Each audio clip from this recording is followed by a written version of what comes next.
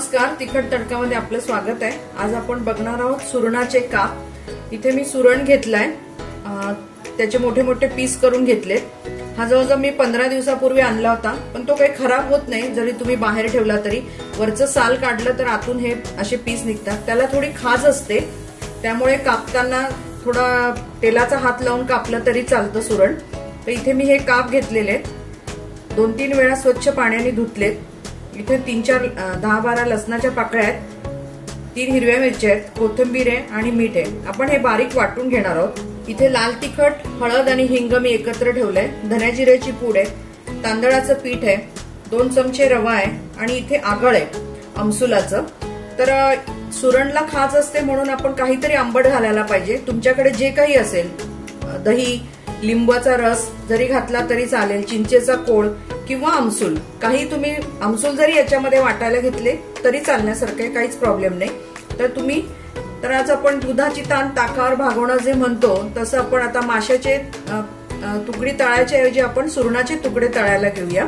तर त्याच्यासाठी हे मी पहिलेच वाटून घेते। हे सामान पहिले हे आपलं वाटण वाटून झालेलं आहे, त्याच्यातच मी धन्या जिऱ्याची पूड पण वाटली आहे। तर आपण याच्यात आगळ घालूया।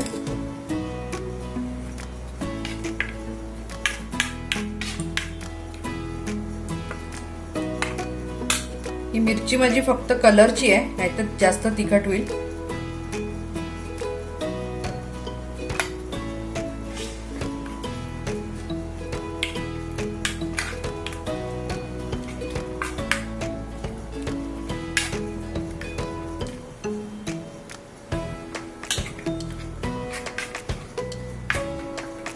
आता आपण हे सगळं जे हा मसाला आहे हा आपण सुरणाला लावून घेणार आहोत।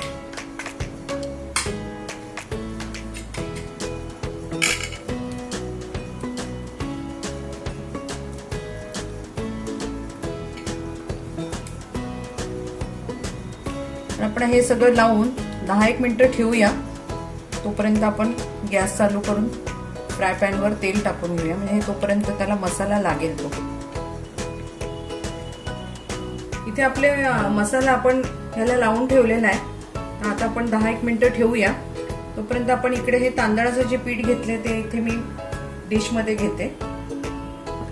त्याच्यामध्ये हा रवा घालायचा आहे, थोडस तिखट आणि थोडं मीठ। हे आपण चांगलं मिक्स करून घेऊ।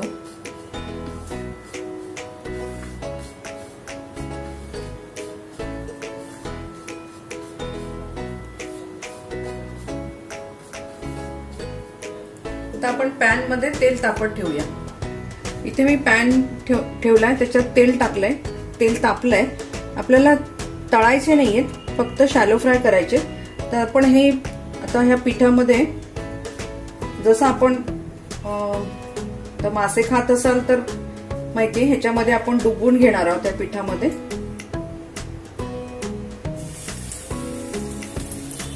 गॅस बारीक केलाय।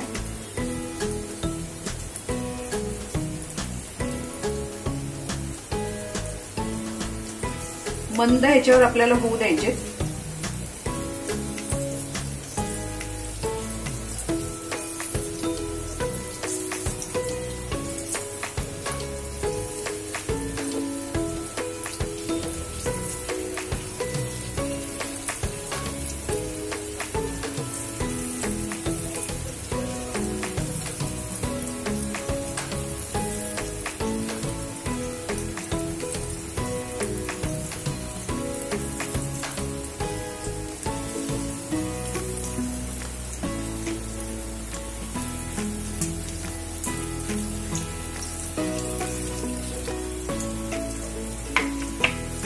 आपण हे मंद ह्याच्यावर होऊ देऊया, मग 5-1 मिनिटांनी आपण पलटे करू।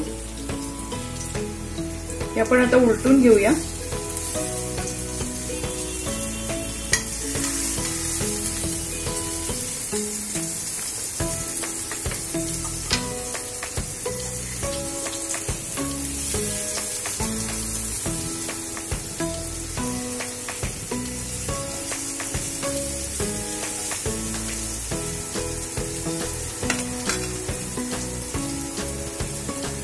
इथे आपले काप तयार झालेत, पण आता काढून घेऊया.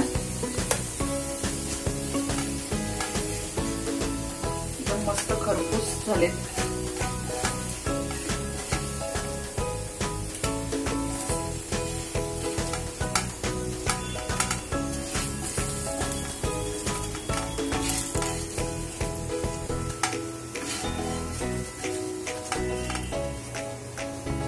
इथे आपले सुरणाचे काप तयार झालेले आहेत.